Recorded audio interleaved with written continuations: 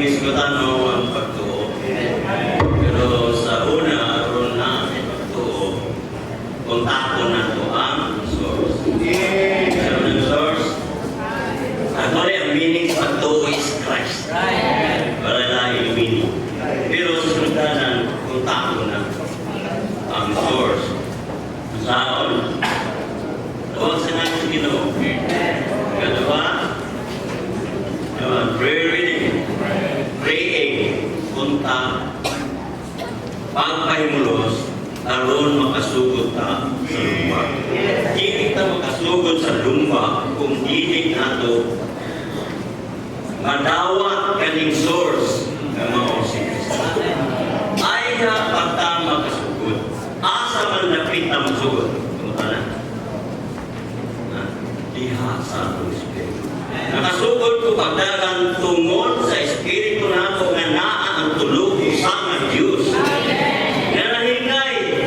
Nga nahimong Espiritu naghatag sa kinabuhi. Kung wala din, dili ta kasugod sa Ang saan pagwakli? Ang saan pagsugod? Pagwakli, isuktan, di ba? Lingkiw mo na sa him. Lugawan na sa lingkiw. Ang saan paglingkiw? Nagsugod sa atong kasing-kasing. Now, di proper na yung kasing-kasing. Entrance of uplift. Dili na ma-proper. Dili ko ta kasugod sa pagkakan. Di ba? So, pagkakan, mao ang pirmi naa sa atong spirito. Dili sa atong mind na i-export. Renewing by the mind.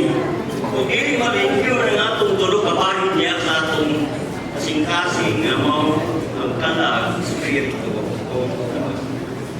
Kung dili nato limatano sa atong inaglaw kinabuhi, dili ta kasugod sa atong dagan. Kanan na isutan na ito, puros na doktrina. Now, dili ka mahimong reality na ito, dili ta kasugod sa dagan.